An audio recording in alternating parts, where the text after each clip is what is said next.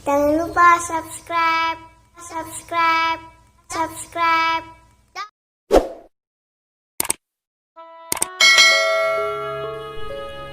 Sejarah Raden Pragalbo dan putranya Panembahan Lemah Dur. Berawal dari keturunan Ki Demung Plakaran dengan permaisurinya Nyi Sumekar, inilah sistem pemerintahan di wilayah Madura Barat kemudian jadi semakin terbangun dan berkembang pesat. Ketika Keraton Plakaran diperintah Raden Pragalbo, putra kelima Ki Demung Plakaran, yang kemudian populer dengan sebutan Pangeran Islam Onggu atau Islam Mengangguk. Kekuasaan kerajaan Plakaran yang pusat pemerintahannya sudah berpindah ke Arosbaya jadi semakin berkembang luas hingga ke seluruh Pulau Madura.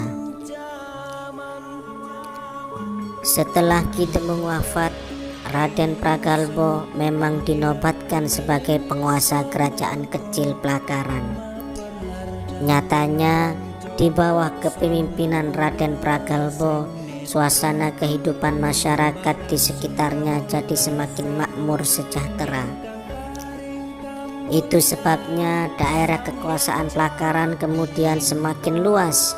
Saat itulah Raden Pragalbo kemudian memindahkan pusat pemerintahannya dari Dukuh Kecil Plakaran ke Arosbaya.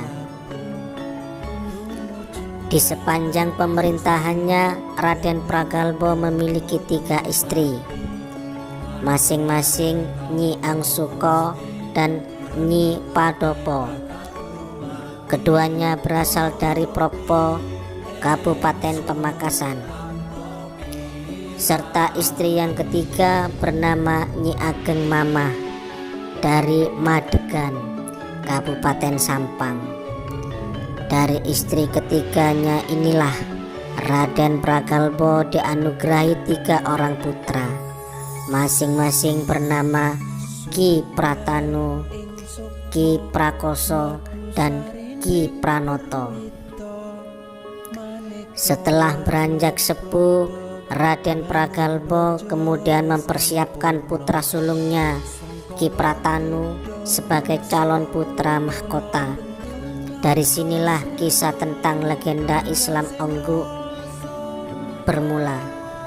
Konon Ki Pratanu yang mulai beranjak remaja dalam tidurnya kerap kali didatangi oleh seorang lelaki sangat tampan dan berbusana serba putih.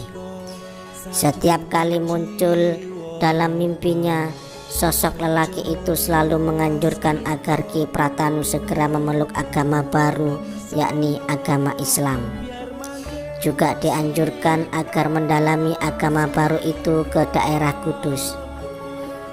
Karena mimpi serupa berulang kali, Ki Pratanu akhirnya bercerita seputar mimpinya itu kepada sang ayah Raden Pragalbo. Itu sebabnya Raden Pragalbo kemudian mengutus patihnya Empu Bageno untuk pergi ke Kudus guna menyelidiki seluk-beluk seputar agama baru itu. Dalam beberapa sumber sejarah Madura tidak disebutkan apakah keluarga Raden Pragalbo saat itu memeluk agama Hindu atau Buddha. Alkisah, sesampainya di daerah Kudus, Empu Bageno kemudian berjumpa dengan Sunan Kudus.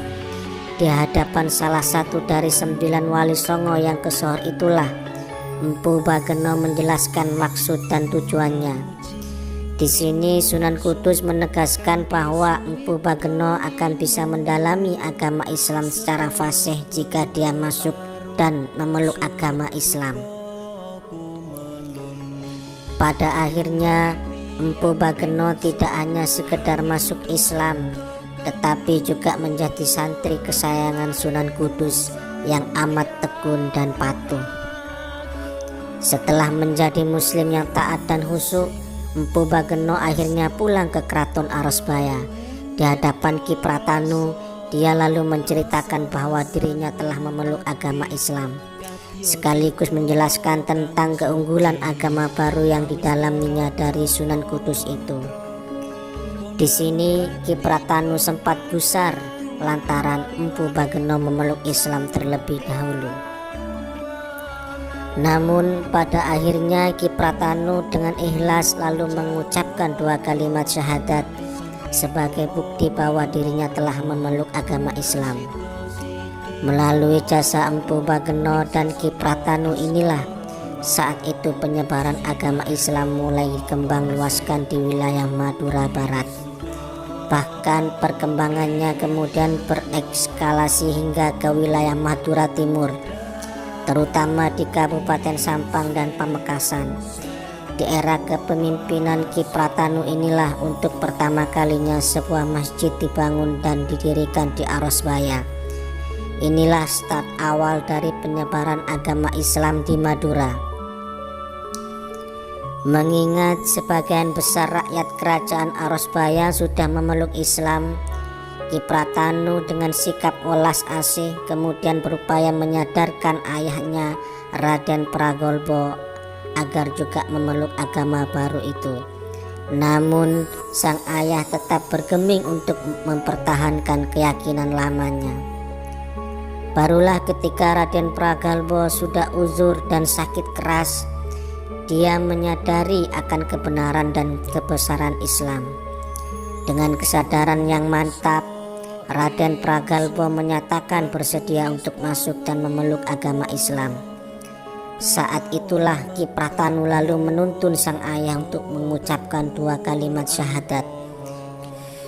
Namun karena kondisi fisik Raden Pragalbo sudah kritis, dia tak sanggup lagi mengucapkan lafal 2 kalimat syahadat, kecuali sekedar bisa menganggukkan kepalanya sebagai tanda setuju memeluk agama Islam. Seusai menganggukkan kepala itulah Raden Pragalbo kemudian wafat. Sejak saat itulah Raden Pragalbo kemudian diabadikan dengan gelar bertajuk Pangeran Islam Onggu atau Pangeran Islam Mengangguk. Setelah ayahnya wafat, Ki Pratanu langsung menggantikan kedudukan ayahnya. Selanjutnya keraton atau pusat pemerintahannya dari Plakaran dipindah ke daerah Arosbaya di atas bidang tanah yang tinggi sehingga dinamakan Keraton Lemah Dhuwur. Sedang Ki Pratanu sendiri kemudian lebih dikenal julukan Panembahan Ki Lemah Dhuwur. Sebelumnya pada tahun 1528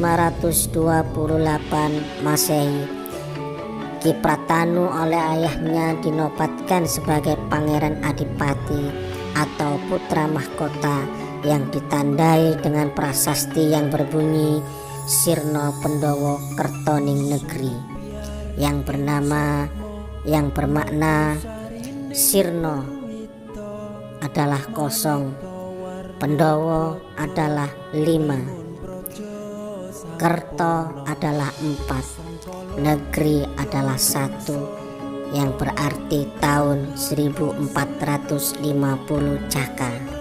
Bila dijadikan tahun Masehi ditambah 78 tahun menjadi tahun 1528 Masehi.